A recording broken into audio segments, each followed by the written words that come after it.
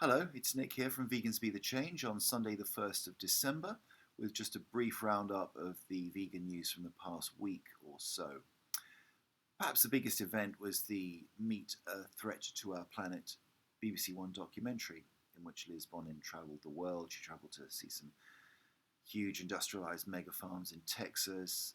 She ate some chicken nuggets that had been grown in a laboratory in San Francisco. She went off to Brazil, and she ended up in a small holding in Wales. And the BBC introduction to it said that the documentary contained some unsettling scenes, as indeed it did. And it examined the biodiversity loss that's happening around the world as a result of meat production. And as I wrote in my review of the documentary, there is something odd about 83% of the world's farmland producing 18% of the calories. And if a Martian landed on Earth and looked at what was happening in the global food supply, I think the Martian would almost certainly decide that we're all completely bonkers, that it really doesn't make logical sense in any way, shape or form. And the documentary certainly does bring into stark contrast in terms of the reactions to it. The two sides that really just, it's trying to square the circle, they just will not, they're not meeting. The anti-meat brigade, for whom there was just unparalleled amounts of suffering, and how can people eat this stuff when all this suffering is happening? It's horrifying. And I suppose what encapsulated that was Daffodil, the cow, who had a hole put in her stomach because they're trying to measure the amount of methane that's coming out. And one of the things that the current farming system or agricultural system is trying to one day come up with is to measure the amount of methane gas that comes out of cows and to start breeding more ecologically sound cows. And that was a theme that came out in the next item I'm going to talk about with some Scottish farmers recently from the University of Edinburgh and the Scottish Royal College was saying that veganism is unnecessary, eating meat is crucial for the survival of the planet, and so on and so forth. And one of the ways forward will be for this breeding of environmentally sound cows. I find that all rather extraordinary to think about, but anyway.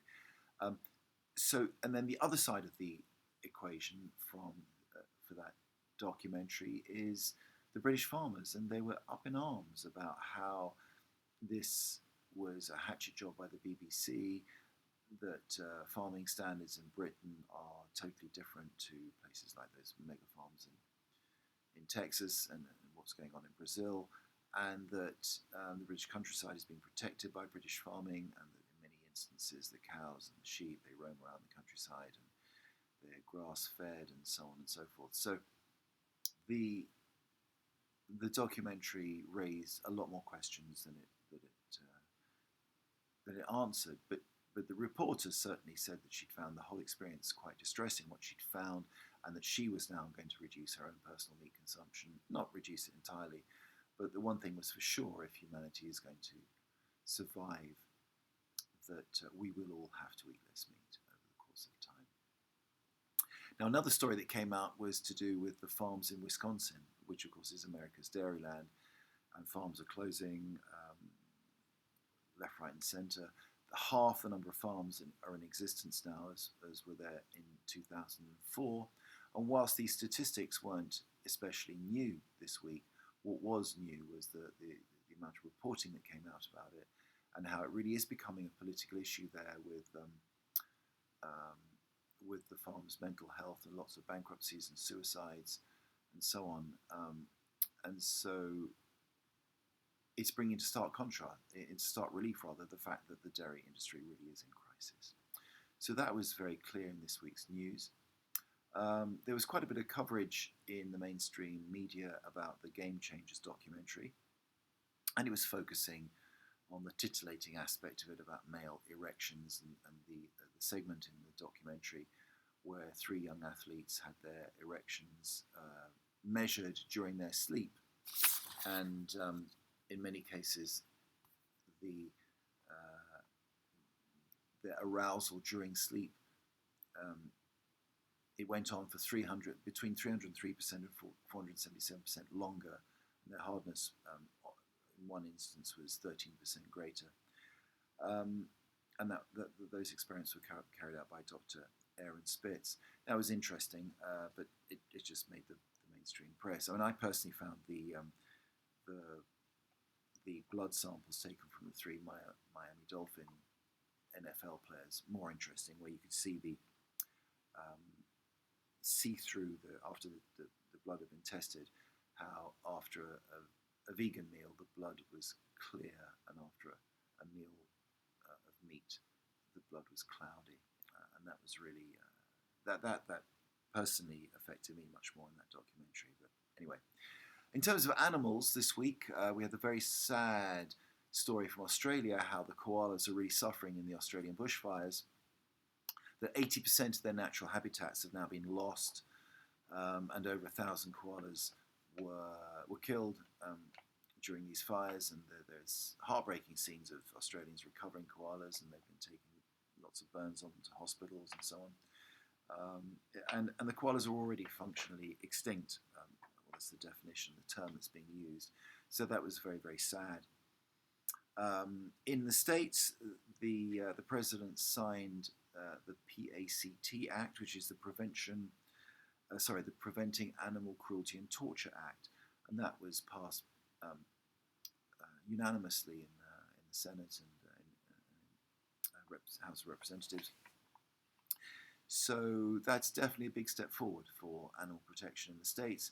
It obviously does nothing for the slaughtering of animals for meat consumption, and so it doesn't affect hunting animals, but it does stop people being gratuitously cruel to dogs in their care, and so on. And so that can lead to a 7 years imprisonment offence. It's a federal offence, so that's definitely a landmark moment in animal rights. And one of the saddest and slightly discomforting things I saw was from Moscow, reported by the Ministry of Agriculture and Food that there were cows in Russia that have had virtual reality goggles, have been specially tailored to put on them, and they are being fed scenes of some summer pastures and pretty things, and they've been amended because cows don't have the same colour spectrum, the ability to see the same colour spectrum that we do, and so these images have been doctored for cows, and so they're wandering around in not very nice conditions in their farms in Russia, watching virtual reality headsets. And the whole purpose of this is to make them feel better and therefore increase their milk production. That's what the Russians are hoping. It's just, I look at that and it just makes me want to weep. It's so horrible to see.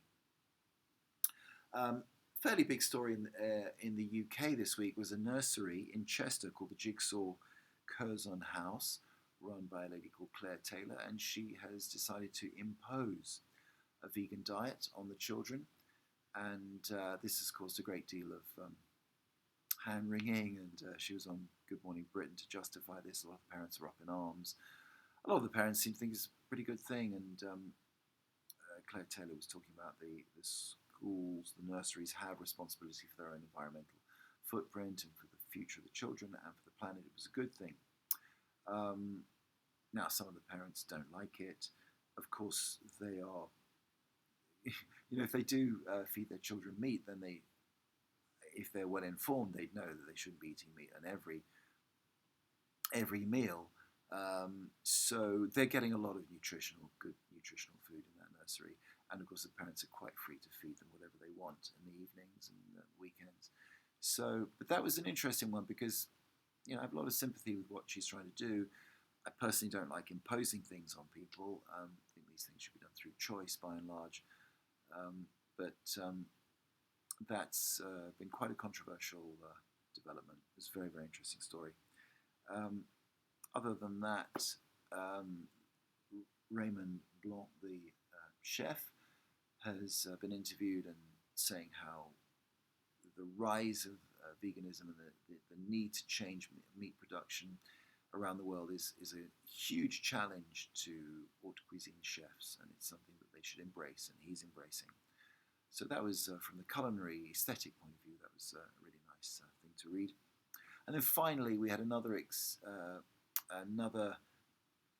development in the story of Jixie Pixie, who, if you may not know, there was a young lady called Alicia Day who rescued a pig from slaughter in Exeter, took her to London by taxi, took her home, fed her, took her for walks around Ealing Broadway, and became something of a local celebrity. The pig certainly did. Anyway, she was busted, lost her flat because her landlord wasn't too impressed with the pig living there.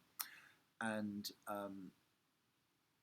so the Jixie Pixie has gone to the RSPCA, and they've contacted Alicia, and they've sent some photos of where the pig is, but they refuse to tell her where the pig is, and that she's in some temporary farm, and they're looking for some kind of sanctuary. So it's a very very interesting, bizarre story in many ways. But the RSPCA are definitely trying to keep Alicia out of the development of this pig in the future. So I'm sure that story will run and run. Anyway, it's certainly gets filed under the human interest category. So that's those are the main stories from this week. Hope you enjoyed that, and I'll put links to the stories below. Thank you very much. Bye.